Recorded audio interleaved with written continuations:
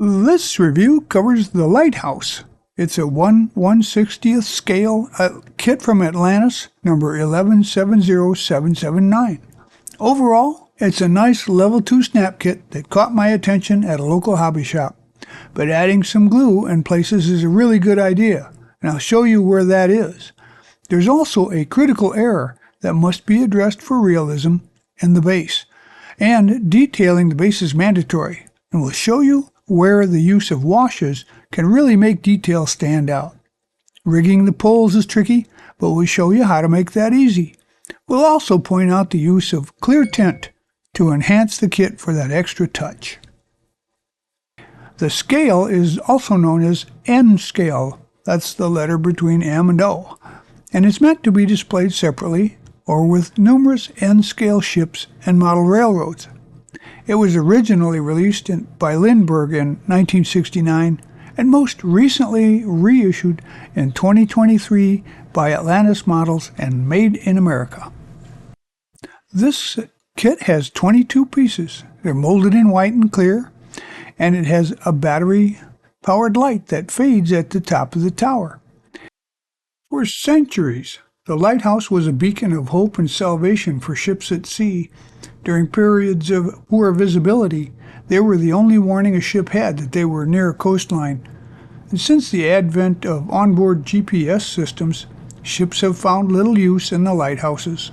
Many have been abandoned. Fortunately, like this one at White Shoals Lighthouse in Lake Michigan, there are many groups and people that have come together to preserve them, as both their histories and architecture are desirable to keep around.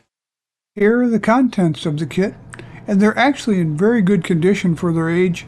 There's very little flash on the parts, and you can see the two pieces there that are the clear canopy for the searchlight. When you're done with the model, it measures about 11.5 inches long, 6.5 inches wide, and 10.5 inches high.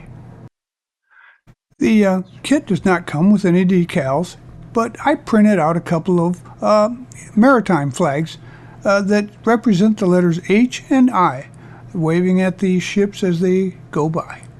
I started construction with the base. As you can see here, I also used a fine point Sharpie to highlight the crevices, the deeper ones, on the base for accent. I followed that up with a few light coats of medium gray primer. I then used a mix called black wash, which is about a third mild soap, like a dish soap that's clear, some black craft paint, and some alcohol to make a mix that would apply a frothy, pocked look to the rocks.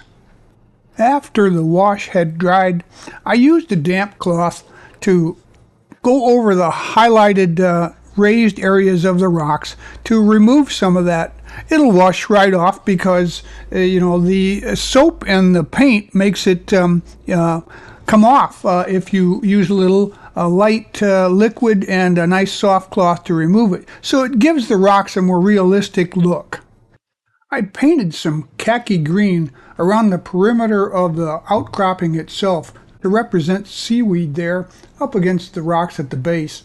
Also, you note that the steps have been painted a wood color, and up on top, the patio stones are a desert yellow, kind of a dark yellow color.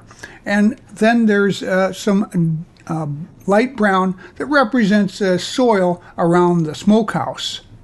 Now after that, I painted a gray, you see the beginning of it, that represents in my mind like a cinder stone on top that is used for a lot of bases for structures.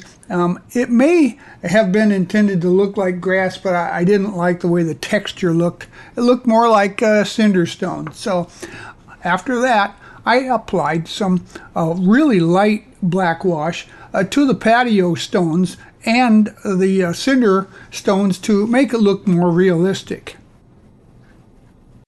On the left front edge there, you see that I painted the what I considered sandy areas, first with a kind of a medium brown, like Lake Huron sand beaches, and then highlighted some of the upper portions of it with a lighter color. And you can see too some more of that black pockmarks rock right there in the middle of it. Now also note that I started the water around the base with some ocean blue. I added some black wash to the waves, and as you can see, I let it pool up at the bottoms to represent a deeper look into the ocean depth. I then gave the water a couple of coats of gloss lacquer to represent the shiny surface. Now it's time to start working on the tower. There's some light flash on the tower on the edges, and you see a little bit in the windows, but it cleans right up with a hobby knife. Next, I put some glue on portions of the upper section, about 3 inches from the top, and then I put the pieces, two halves together. They fit together, but they're kind of finicky. So once I got them together, I put some rubber bands on them to keep them in position. And then I went along the whole length, about 3 inches at a time, and added some real thin cement to keep the edges together until it was completely adhered. There's a couple of sinks on 4 sections of the tower where the bosses and receivers are to line up the tower. You can fill those in along with the seam itself, and once you've done that, to go ahead and sand and clean those up the best that you can, and you can use a scribe tool or the backside of a hobby blade to kind of recreate the panel lines if you desire. And so here you see where I added some of my favorite putty to the seam lines. The panel, they don't line up perfectly, so if you want to clean that up, this is about the best way to do it. And then I used a little Flexifile that has a film strip on it with the sanding edge. It's a sanding paper there that you can use to make sure the contour stays correct when you sand off those edges. When I was satisfied with the cleanup there, I used some gloss white paint to paint the unit, a couple of 2 or 3 coats to make sure it had a good gloss to it, because now I'm going to tape it up, you see here, with the Tamiya tape that's made for curves. And you think it's a straight line, but it's a cone, so it actually has to be curved around the item here to tape it off. After I had taped off the white, I sprayed it with a couple of stripes of like a medium dark red, which is pretty close to what the color that they use on these towers. And then you go ahead and clean it up with the edges, using usually just a small hobby knife or something to you remove any seepage that came through the tape, if any. The vessels are pretty interesting. I painted the bottom of the Lighthouse dinghy a flat white, along with the black trim, and you see the rudder there is wooden. Also the shipwreck unit is painted with a yellow, kind of a mottled lower section. And then I turned them both over to start painting the interior details. On the interiors, I painted the bottoms of the boat with a medium flat brown, and the spars across and bulkheads in the dinghy, I painted the same wood color as the rudder. Also continued the black ridge around the top. And of course the shipwreck there was highlighted with some lighter wood tones on the ribs because they would have been a little more faded by then. Here's a little secret for easy rigging. It's used on boats, and I like the fine, you can get it in different sizes for this kind of application, because this is a 1/160th scale unit. You would barely see them actually, but they stretch, and you can glue them into place. So instead of using thread, as it says in the instructions, I use some easy line to stretch them out on the posts and keepers at the base of the aerial flag mast, and then I went ahead and did the boat too, which I'll show you in a little bit here. But you just tie them off and use a little super glue to keep them in place. I cut 4 lengths of the easy line and glued them to the stanchions on the clevises there on the inside of the boat, just at the ends. You know, just use a little super glue. You can cut off any excess after that's dried. And then I took the 4 lines, and then I put them together pretty carefully to kind of keep them in alignment. And then I added a dab of super glue just about 1.5 inches above the boat where they would come together. Adding a touch of super glue, very thin stuff, along the cable there of the easy line that's twisted together, it looks more like a heavy cable that's attached to the other cables for the dinghy. And then you can go ahead and attach that to the hoist. I had painted the hoist, steel color, and also the reel that you crank and the crank handle, along with the cable that goes up under the bottom and the pulley that's at the top with some black. And then I attached the bolt to the base. Then I stretched the cable up to the hoist, up to that hoist, glued it into place as if it were going to up on the reel there, and then I removed the excess, and it's a nice looking display. Now we can stage some of the other parts, including a piece of the fencing and the radio / flag mast there, which has been rigged, you see. But first we're going to have to clean up the smokehouse and install that at the same time. I painted the top of the smokehouse a slate gray color, like a rooftop would look like. And the walls are the same mottled yellow color as that shipwrecked boat. There's a big door there too. Don't forget that, with some wood tones, darker and lighter, streaks. And also it has a black, I don't know if it's might be like just your door latch. The tower just has some, parts at the bottom that hook and latch, and a slight turn to the clockwise, and she's locked in. Also, you see the mast has been installed on this side, and the smokehouse has come together.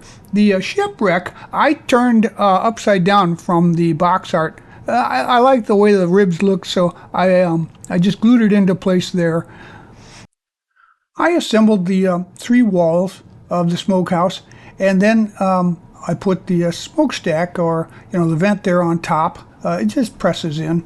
But for some reason, when I installed it onto the base, it didn't want to fit. So I ended up having to remove the locating ribs on the underside and to get it to fit more properly. So once I did that, it goes right into position. You just make sure that it's centered and it looks really good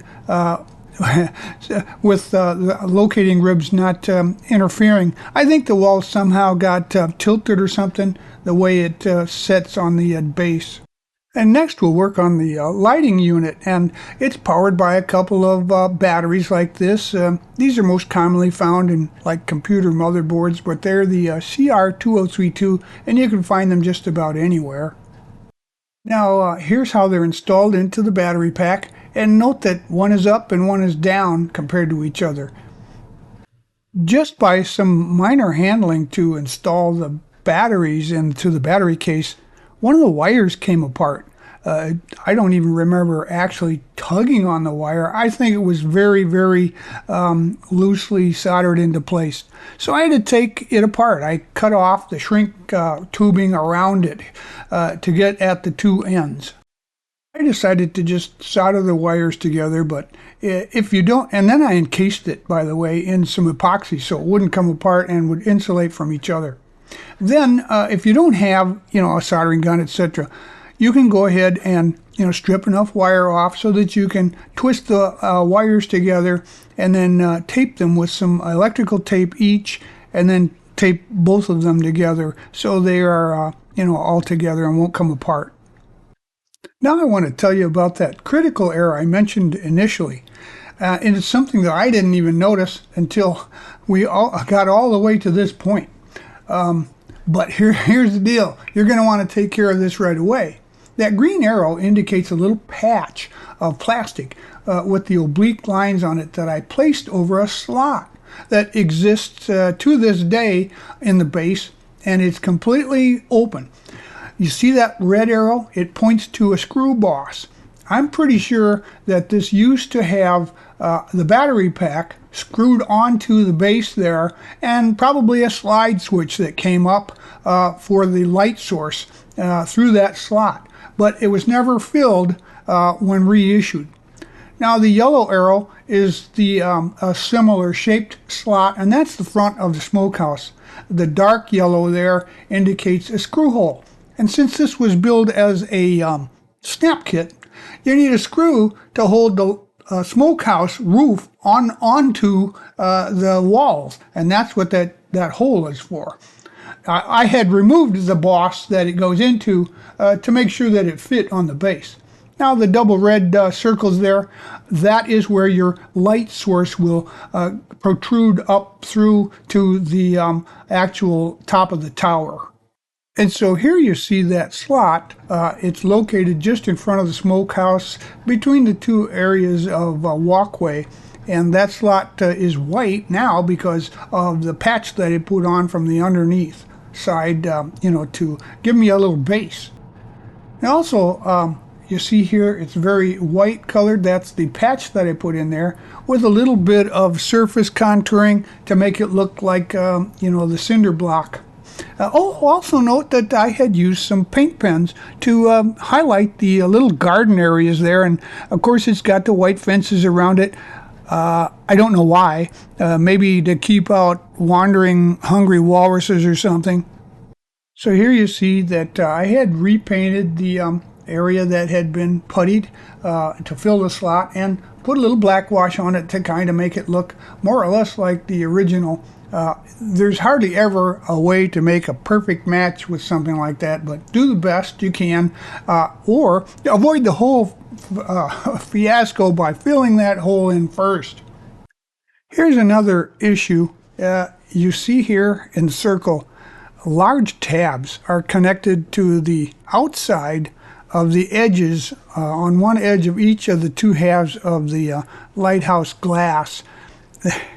The only way really to address those correctly would be to cut off any of the sprue tab that you can, and then sand it smooth and polish it out all the way up to 12,000 grit sandpaper, and that should clean it up fairly nicely. But it's time intensive, and I didn't do that for this review, but if you're looking for a really nice version of this kit, you'd probably have to do that.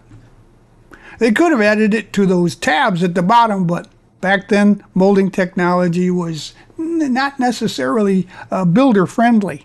So put the two halves together. It is a snap kit, so you wouldn't have to, but I used a real light layer of glue on the edges to put them together, and turned it upside down with the tabs up on top to make it sure that it was flush together. I also went over the edges with a black Sharpie to give it a little bit of a framework appearance. And now we can work on the rest of the platform base and railing, and as you see here, most of those are flat black in color. Now on the platform base there in the lower left, those little ribs that will go over the tower, they need a little cleanup. There's a little flash on those before you paint. And also the ribs will go into the tiny little holes in that base, but I found it was more proficient to open those up a little bit with a sharp tip of a hobby knife blade to put them into position. And then of course the white portion in the middle, that's the guide for your light, just snaps into the bottom, and then you can place the unit on top, the lenses there, and they fit right into a framework that's fitted right to those to keep the whole thing in place. Once you've done that, you can just put the platform on to the top of the base there, and then add the roof to the top and get your light source ready to install. And now you just send the light source tube up to the top, and then you kind of let it rest on the tabletop when you've got it, right side up. Where it is there, keep it into position, and then I used a piece of duct tape to just slap it on to the bottom there and keep it in the right position and keep it up off of the table. Well, it is a single purpose kit. All the parts should be used, but there was one extra piece of fencing here. It's got 2 rails and 3 posts, and it doesn't belong anywhere. It's not seen in the instructions. It's just extra from a previous version, I guess. Well, there you have it. This easy to build kit is something you could build in a weekend or even less. It looks like something that would make a real nice display on your shelf, although it's a little tall, so probably the top shelf. In any event, it would also look great as an Atlantic Ocean outcropping lighthouse diorama with some of the sailing ships that are available in that scale, or even off of some of the warmer water climates, only you'd have to probably paint the ocean or the waves there a little bit lighter blue there. But nonetheless, if I were you, I'd find one. They're readily available and put it on my shelf. Thanks for joining us at Right On Replicas, where we're proud to bring you the best scale model kit reviews on the planet.